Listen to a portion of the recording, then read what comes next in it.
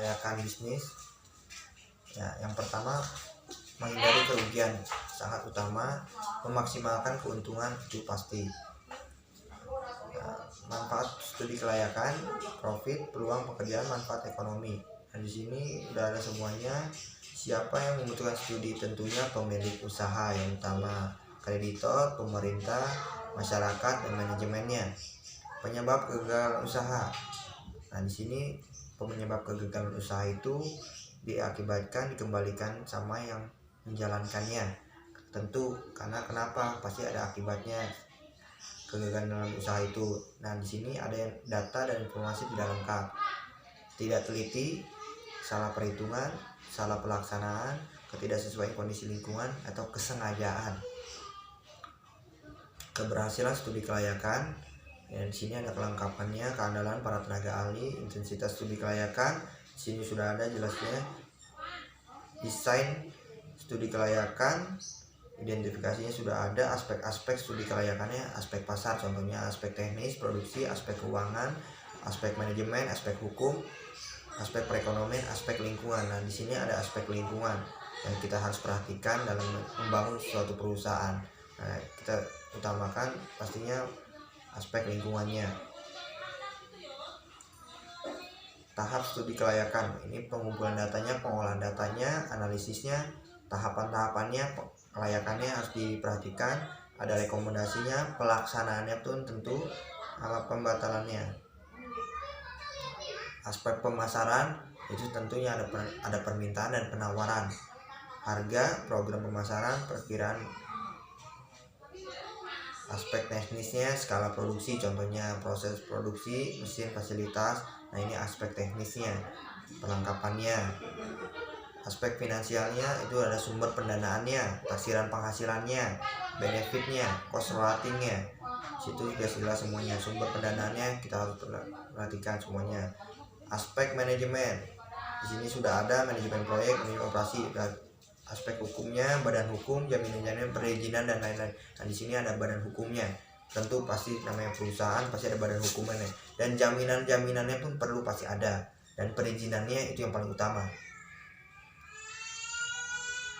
Aspek sosial kita lewat, aspek lingkungan, aspek hukum. Nah, di sini ada aspek hukum. Tujuan aspek hukum yang dimaksud dalam studi kelayakan bisnis, penelitian mengenai keabsahan, kesempurnaan, dan keaslian dokumen-dokumen yang diperlukan untuk menjalankan usaha. Nah, disinilah tujuan aspek hukum. Jenis badan usahanya, perseorangan, firma, ini contoh-contohnya. Perseorangan, firma, CV, syarat pendidikan CV. Nah, perseroan terbatas, PT. Nah, itu contoh-contohnya, semuanya sudah ada.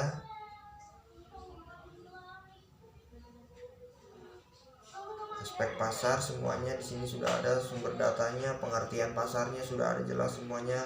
Permintaan, penawarannya, namanya pasar pasti ada yang namanya permintaan dan penawarannya. Nah, disitulah namanya pasar, struktur pasar. Persaingan sempurna, persaingan monopoli, oligopoli, itu namanya pasar-pasar, struktur pasarnya. Contohnya oligopoli, monopoli, persaingan monopolistik, dan persaingan sempurna. Nah, di sini tertera penjelasan semuanya, seperti contoh monopoli ada penjelasannya, kelompok pasar, segmen yang pasti pasarnya, target pasarnya sudah ada semuanya, posisi pasar semuanya, peramaian, dan di sini ada skema pasar. Nah, peramaian permintaan dan market over industry, pasar potensialnya sudah ada semuanya, total marketingnya. Nah, ini contoh-contohnya marketnya, histori analoginya, semuanya sudah ada. Nah, di sini ada contoh hitungannya semuanya, seperti contoh regresi linearnya sudah ada, ini perumusannya, tinggal kalian masukkan dan ikuti contoh soalnya, baru kamu samakan dengan contoh soal, dan angkanya kamu bisa imbangi dengan rumusnya. Nah, ini contoh-contoh rumusnya seperti MSE, MAPE. Nah, ini cara-caranya semuanya sudah ada di sini semuanya. Tinggal kita perhatikan dengan perumusannya, kita perhatikan dengan soal permintaannya seperti apa, kita samakan angkanya, baru kita kalkulasi dengan jelas semuanya dengan benar.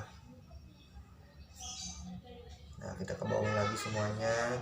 Ini tingkat kasus-kasusnya semuanya sudah ada, target pasar. Nah, di sini ada aspek lingkungan. Nah, setiap mendirikan yang namanya perusahaan atau mendirikan usaha baru, pasti di sini ada yang namanya aspek lingkungannya. Nah, komponen lingkungan yang harus dilestarikan. Nah, ini contohnya semuanya ada. Kemungkinan dampak negatif terhadap air sudah ada semuanya. Perubahan warna contoh-contohnya seperti itu. Perubahan bau, rasa, nah itu negatif dalam air. Kemungkinan dampak positif terhadap udaranya udah ada, namanya radiasi, suara, aroma yang mengganggu peningkatan suhunya. Nah, di sini positif negatifnya, ada minusnya, ada plusnya semuanya. Nah, di sini ada tujuan AMDAL. Nah, AMDAL ini menduga kemungkinan dampak usaha melalui identifikasi semua rencana usaha yang menimbulkan dampak besar yang penting, mengidentifikasi komponen-komponen LH yang akan terkena dampak itu. Nah, di situ dia merumuskan RKL dan RPL-nya. Kegunaan AMDAL tentu sangat berguna AMDAL itu sebagai bahan perencanaan pengelolaan usaha pembangunan wilayah. Nah, ini contoh-contohnya, fisika kimianya, iklimnya, semua hidrologinya, fisiografinya, ruang lahan dan tanahnya, biologinya, sosialnya, semua ada di sini semuanya. Cukup sekian dari saya.